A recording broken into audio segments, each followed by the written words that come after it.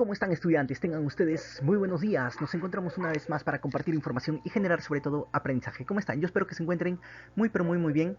Hoy nos reencontramos una vez más para poder conversar sobre historia del Perú. Hoy vamos a hablar sobre los principales virreyes del Perú, los virreyes que estuvieron gobernando durante la colonia. Entonces vamos a ver qué hicieron, qué acciones importantes, trascendentales en nuestra historia realizaron. Muy bien, entonces así es como tenemos nosotros esta distribución. Tenemos, por ejemplo, en el periodo Habsburgo, ¿sí? En la dinastía Habsburgo, tenemos al rey Carlos I, Felipe II, Felipe III, Felipe IV y Carlos II. Y durante el periodo de su reinado de Carlos I tenemos al virrey Blasco Núñez Vela, del que vamos a conversar un poquito más. Dentro de Felipe II, dentro del reinado de Felipe II, encontramos a Francisco Toledo, y de Carlos II vamos a ver a Pedro Fernández de Castro y Melchor de Navarra y Rocaful. Cuando en el periodo histórico ingresamos a la dinastía Borbón, nos encontramos con Felipe V, el cual vamos a ver unos aspectos, ¿sí?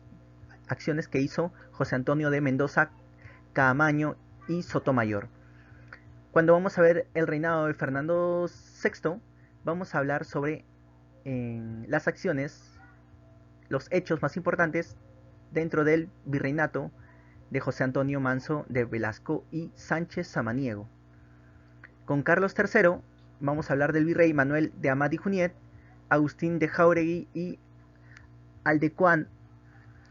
Y vamos a hablar por último del virrey Teodoro de Croix. En Carlos IV vamos a hablar de Francisco Gil de Tahuada y Lemos.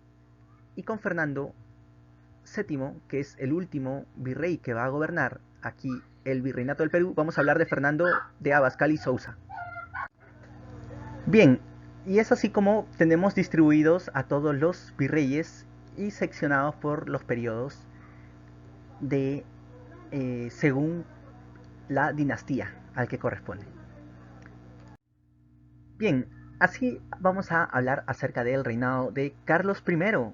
Y tenemos dentro de su reinado al primer virrey Blasco Núñez de Vela, que él va a ejecutar las disposiciones del rey que envió pues, ¿no? en estas nuevas leyes, los cuales entre muchas decía que tenía que abolirse las encomiendas.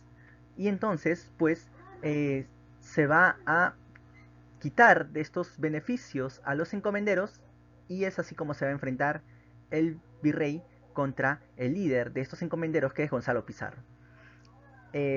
Blasco Núñez de Vela va a morir en la batalla de Iñaquito, en el norte del entonces virreinato del Perú. Bien, tenemos aquí ahora el reinado de Felipe II, y dentro de este periodo se encuentra pues el virrey Francisco Toledo, que tuvo de las acciones más relevantes dentro de este conjunto de virreyes que hemos visto. ¿Por qué? Porque él va a tratar de resolver graves problemas de organización estatal, ¿sí? Va a distribuir a los hacendados, a los militares y sobre todo a los políticos. ¿Por qué? Porque se va a tratar de reorganizar organizar mejor el virreinato. Él va a ser el primer virrey, ¿sí? Que va a realizar una inspección, va a dar un conocimiento general de todo lo que es el virreinato. Entonces él va a hacer presencia en algunos lugares del virreinato.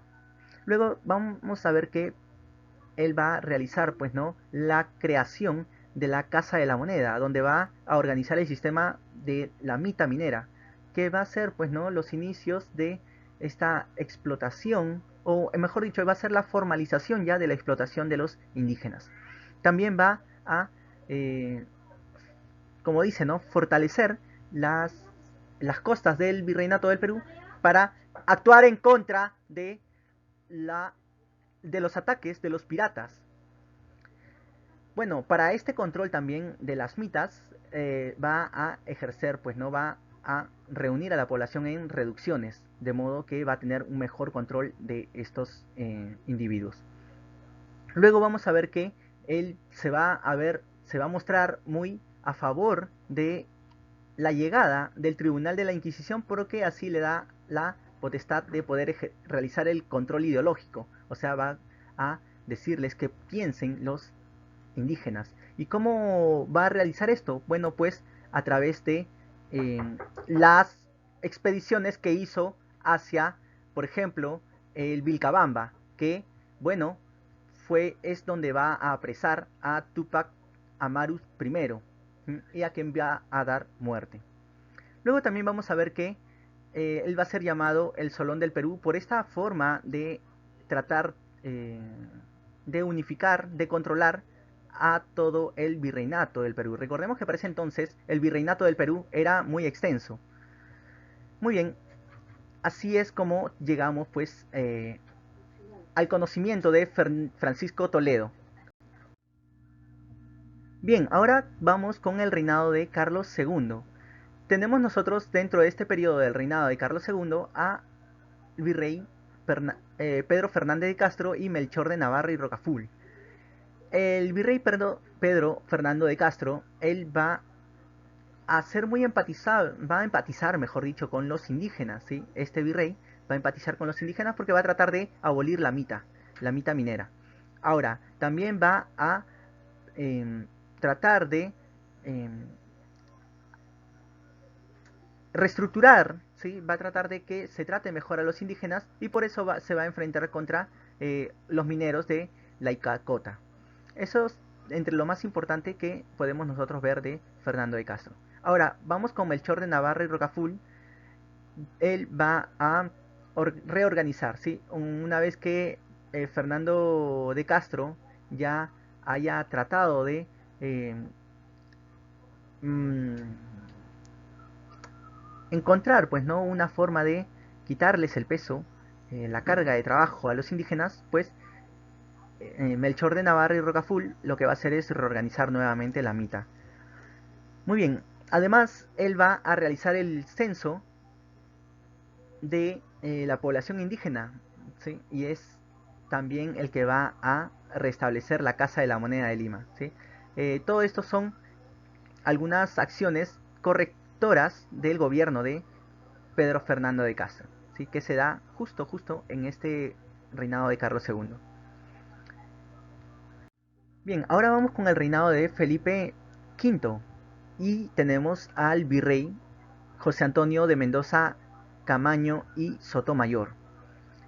Muy bien, en su gobierno, su periodo de gobierno en el virreinato, vamos a ver que se va a dar la última feria de Portobelo. ¿Qué es esta feria de Portobelo? Esta feria de Portobelo era un lugar donde se concentraban eh, la mercancía obtenida del virreinato del Perú y podía hacerse este comercio, ¿sí? Entonces era un espacio geográfico, un punto de encuentro entre comerciantes para poder realizar pues, ¿no? las ventas y obtener las riquezas, ¿no? Hacer estas compras y ventas.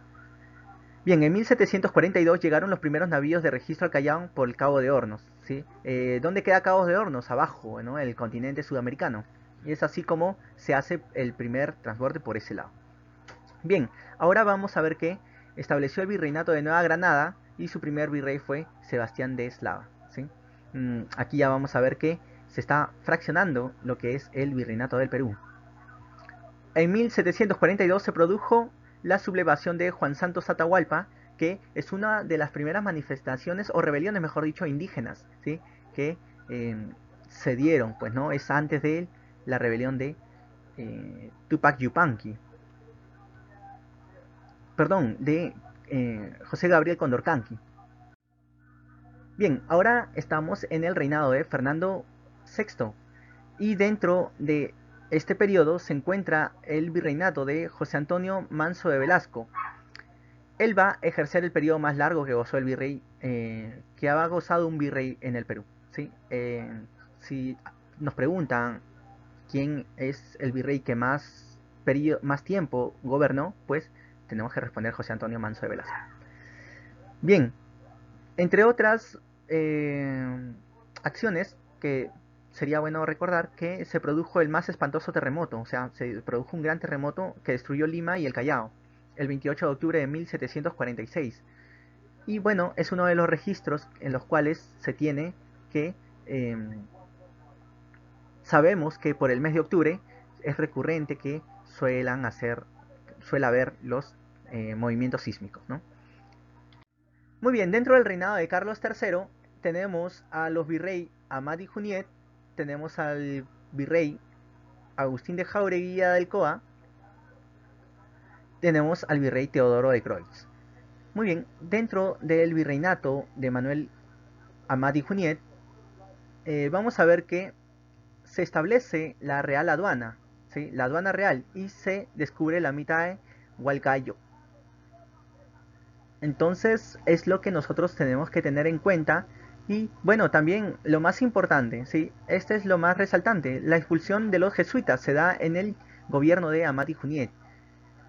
Muy bien, ¿por qué es importante los jesuitas? Recordemos que los jesuitas realizaban las enseñanzas en las escuelas superiores y en las universidades. Entonces, aquí hay una carga ideológica muy importante que eh, se va que va a ser realizado pues eh, por los jesuitas, ¿no? Muy bien, y por eso su expulsión de los jesuitas es trascendental. Amadi Juniet va a embellecer la ciudad de Lima, va a construir la Plaza de Hacho y la Alameda de los Descalzos, que la Plaza de Hacho aún sigue, pues, ¿no? Presente, una edificación que se sostiene actualmente. Muy bien, entre otras, fundó la ciudad de Pasco, que es la más importante, ¿sí? La expulsión de los jesuitas y la fundación de la ciudad de Pasco. Bien, ahora con el virreinato de Agustín de Jauregui y Aldecoa, vamos a ver que eh, se va a dar lo que es la rebelión de Tupac Amaru II o José Gabriel Condorcanqui, como lo llamamos, ¿no? Y como secuela de los movimientos de Diego Cristóbal Tupac Amaru, Azángaro, y Julián Apaza, Tupac Katari. ¿Sí? Esto corresponde a las rebeliones indígenas ya que está produciéndose en el siglo XVIII, finales ya del siglo XVIII. Recordemos que por este tiempo ya también se están dando estos movimientos intelectuales. Por ejemplo, vamos a ver que José Baquijano y Carrillo va a pronunciar pues su famoso elogio al virrey Agustín de Jauregui y Aldecoa. Muy bien, vamos a ver ahora a Teodoro de Croix, su virreinato. ¿Qué es lo más importante que se produjo? Bueno, que se establece las intendencias y la abolición de los corregimientos. Está bien, ya eh, de manera que ya se ha sufrido la rebelión de Tupac Amaru II, lo que se va a hacer es pues establecerse las intendencias, ¿no? Recordemos que las intendencias son un reemplazo de los corregimientos y de este modo se ejerce también un control militar dentro de estos áreas territoriales que le corresponden a cada intendencia. Esto es para tener un mejor control de la población y que no se vuelva a ocurrir este tipo de levantamientos o rebeliones. Muy bien, vamos a ver que se instala la audiencia de Lima, ¿no? en este periodo. Ya con el reinado de Carlos IV, ¿sí? El virrey Francisco Gil de Tahuada va a hacer que bajo su gobierno se promueva la producción agrícola de lino, cáñamo, azúcar y de café. Bueno, vamos a ver que él también va a fomentar la minería. ¿Sí? Él va a crear dos bancos, el Banco de Avíos de Pasco y el Banco de Rescate de Guantajaya. Vamos a ver que él también restableció el Real Tribunal de Minería. Dentro de su gobierno se va a dar lo que son estos avances científicos. Va a llegar al Perú el pensamiento ilustrado, ¿no? La ilustración que viene con esta idea de, pues, ya cimentada del humanismo. Entonces, el estudio se va a concentrar, pues, en el hombre. Y es así como se va a dar, pues, ¿no? Esta relevancia a las enseñanzas técnicas y científicas. Vamos a ver que la Universidad San Marcos ya va a ser un sitio muy importante porque ya estamos a finales del siglo XVIII,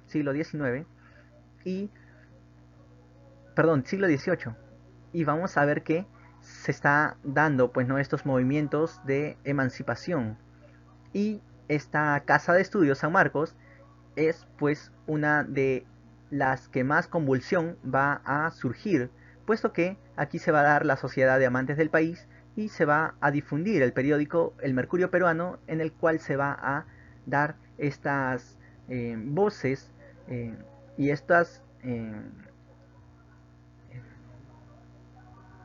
intenciones de emanciparse el Perú del reinado de España.